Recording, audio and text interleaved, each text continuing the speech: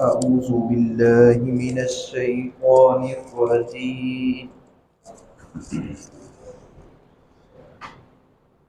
بسم الله الرحمن الرحيم. وما أنت بهاد الأمي عن ضلالتهم إن تسمع إلا من يؤمن بآياتنا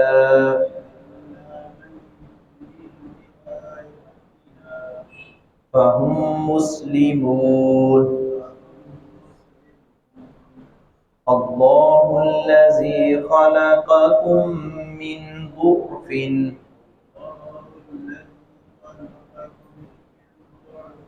ثم جعل من بعد ضعف قوة ثم جعل من بعد قوة ضعفا وشيبة يخلق ما يشاء وهو العليم القدير.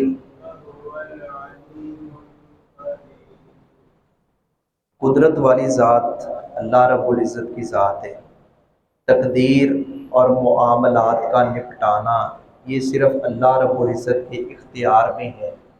یہ انبیاء کرام سے بڑھ کر اللہ کا مقرب کوئی نہیں، لیکن انبیاء کرام بھی اس معاملے میں اللہ کے ہاں بے بس ہیں. نبی اکرم صلی اللہ علیہ وآلہ وسلم نے تقدیر کے بارے میں بہت زیادہ بحث مباحثہ، الجھنا، ٹو لگانا اس سے منع فرمایا ہے، چونکہ یہ اس طرح کی بحث و مباحثے اور مجادلے یہ ایمان سے ہاتھ دھونے والی بات ہے. انسان کی کیا حیثیت ہے؟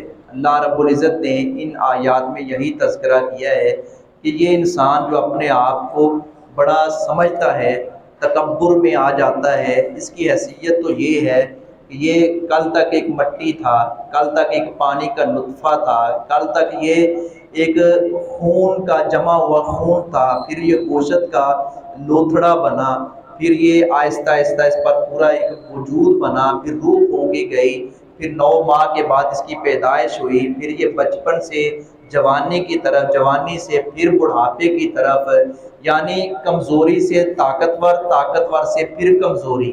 اس کی کیا حیثیت ہے؟ حضرت حافظ مسعود عالم حافظہ اللہ کا ایک کلپ آج کل سوشل میڈیا پر بہت چلتا ہے. وہ کہتے ہیں بڑے خوبصورت انداز میں اور بڑے جوڑنے والے انداز میں کہتے ہیں، تو کہتا ہے میں، تیری کیا حیثیت ہے؟ تیرے گردے میں پتھری بن جائے تو تجھے دورے پڑتے ہیں. تو کہتا ہے میں، تیرا پیشاب مثانے میں رک جائے تو تو چیخیں مارتا ہے، تیری ہوا رک جائے، ہوا خارج نہ ہو تو تڑپتا ہے، جان نکلنے پہ آ جاتی ہے. اور تیری حیثیت کیا ہے؟ تو اللہ رب العزت کے ہاں بے بس ہے، ہیچ ہے، اور اللہ رب العزت سے بڑا کوئی نہیں ہے، طاقتور کوئی نہیں ہے. تکبر کس بات پر؟ یہ دولتیں، یہ ثروتیں، یہ اقتدار، یہ مناصب، یہ عالی شان بنگلے، یہ کوٹیاں، یہ محلات، یہ سب کچھ اللہ رب العزت کے حکم سے فنا ہو جائے گا، کوئی نہیں باقی رہے گا. وَيَبْقَى وَجْهُ رَبِّكَ ذُو الْجَلَالِ وَالْإِكْرَامِ. صرف بقا کسی ذات کو ہے تو اللہ رب العزت کی ذات کو ہے. تو انسان کو ہمیشہ چاہیے کہ وہ عاجز رہے، انکساری کا اظہار کرے، اپنے آپ کو کمزور سمجھے. جب ہے ہی کمزور تو پھر اپنے آپ کو طاقتور سمجھنا اور اپنے آپ کو سمجھنا کہ میری بڑی بات ہے، کوئی حیثیت نہیں ہے انسان کی. تو انسان کو اللہ رب العزت کی معرفت حاصل کرنی چاہیے، اس کی فرمانبرداری کرنی چاہیے. ہدایت جو اس کو مل جائے وہی کامیاب ہے، اور جو اس کے پاس ہدایت نہیں ہے، جو کچھ مرضی ہو، دنیا کی دولتیں ہوں، تو اللہ رب العزت کی ہاں وہ کسی کام کی نہیں ہے. وما انت، اور نہیں ہے آپ، بہادی ہدایت کرنے والے، الامی اندھوں کو. یعنی کہ اندھوں سے مراد وہ حقیقی اندھے نہیں ہیں، اندھوں سے مراد جو ایمان کی دولت سے محروم ہے. حق بات ان پر پہنچی ہے لیکن انہوں نے آگے سے استہزاء کیا ہے، مذاق اڑایا۔ حق ان پر پہنچا ہے لیکن یہ بات کہہ کر ٹھکرا دیا ہے ہمارے بڑے ایسے کرتے آئے ہیں۔